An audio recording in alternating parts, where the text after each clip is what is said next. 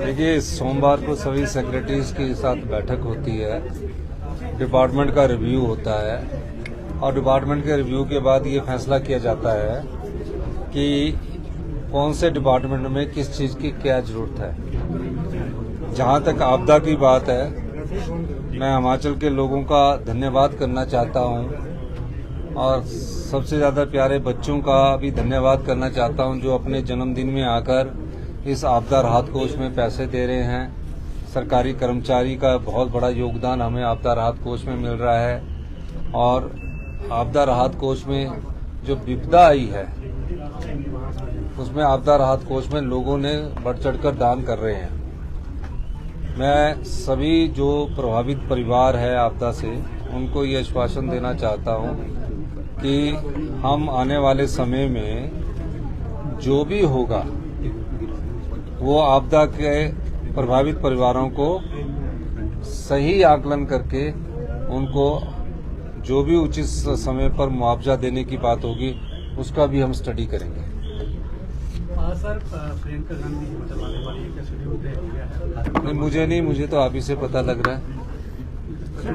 नहीं, मुझे अभी आप ही ने बताया, मेरे को तो अभी पता नहीं है। आपदा को लेकर केंद्र से कोई अभी तक राहत राशि? देखिए, हमने तो कहा कि इसको नेशनल राष्ट्रीय आपदा घोषित किया जाए। हमने कहा कि राहत राशि जो हमने केंद्र सरकार के नियमों के तहत दी है उस राहत राशि को जल्दी हमें दिया जाए।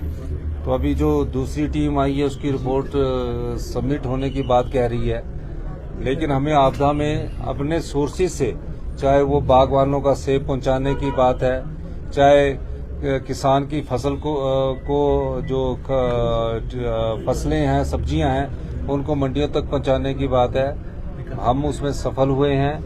और हमारा प्रयास है कि पहले जो हमारे किसान हैं, बागवान हैं, उनका फल और सब्जी मार्केट में पहुंच जाए और उसके बाद जो राहत राशि है उसके लिए हम केंद्र सरकार से एक बार फिर अनुरोध करेंगे। देश चुनाव को लेकर देश में चर्चा चली है और राहुल जी ने भी कहा कि ये संघीय ढांचे पर हमला है। सर, आप किस तरह से देखते हैं? देखिए, ये तो हमारे हाईकमांड ही तय करता है और जो हाईकमांड तय करता है उसके आधार पर हम आगे बढ़ते हैं। सर, भाजपा आरोप लगा रही है कि जो मंडी यूनिवर्सिटी उसका दायरा हटा रही है प्रदेश सरकार, बहुत सारे कॉलेज को बाहर कर दिया है।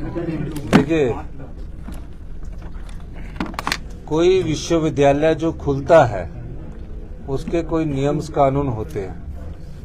आपने ठीक है कि चुनावों से 6 महीने पहले जयराम ठाकुर जी ने सरदार पटेल मंडी यूनिवर्सिटी खोली और खोली कहाँ? कॉलेज में, और उसके साथ कॉलेज को एफिलिएट कर दिया। जिस तरह स्कूल खोले ना उसमें टीचर नहीं है, बच्चे नहीं है, उसी तरह इन्होंने यूनिवर्सिटी भी खोल दी। अब यूनिवर्सिटी में जितने बच्चों के पेपर होने हैं उसका इंफ्रास्ट्रक्चर नहीं है, क्वालिटी एजुकेशन की तरफ बैठने की व्यवस्था नहीं है। आप मुझे यूनिवर्सिटी का कोई ढांचा तो बता दीजिए कहाँ उनकी बिल्डिंग बनी है।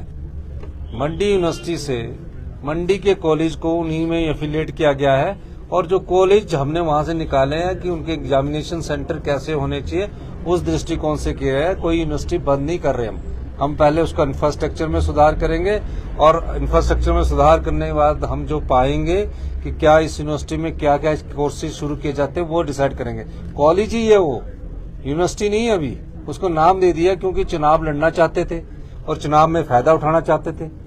हम जो भी काम कर रहे हैं हम ये देख के काम नहीं कर रहे कि हमने चुनावों में लड़ना चुनाव लड़ना है। हमने अब अगर राहत पहुंचाई है तो ये देख कर राहत पहुंचाइए कि आम आदमी के घर तक हमारी सरकार पहुंचे, हर गरीब के दरवाजे तक हमारे मंत्रिमंडल के सदस्य जा रहे हैं, रोज रिव्यू मीटिंग ले रहे हैं। ये सरकार की कर्तव्य निष्ठा को दर्शाता है। और जहां तक मंडी यूनिवर्सिटी की बात है, मंडी यूनिवर्सिटी को कोई बंद करने का राजनीतिक लाभ उठाना चाहते हैं। लोकसभा चुनाव आ रहे हैं तो तरह तरह के शगुफे छोड़ेंगे और अपना ध्यान वो पत्रकारिता के माध्यम से अपनी ओर आकर्षित करवाना चाहते हैं। यही उनका मुख्य ध्येय है।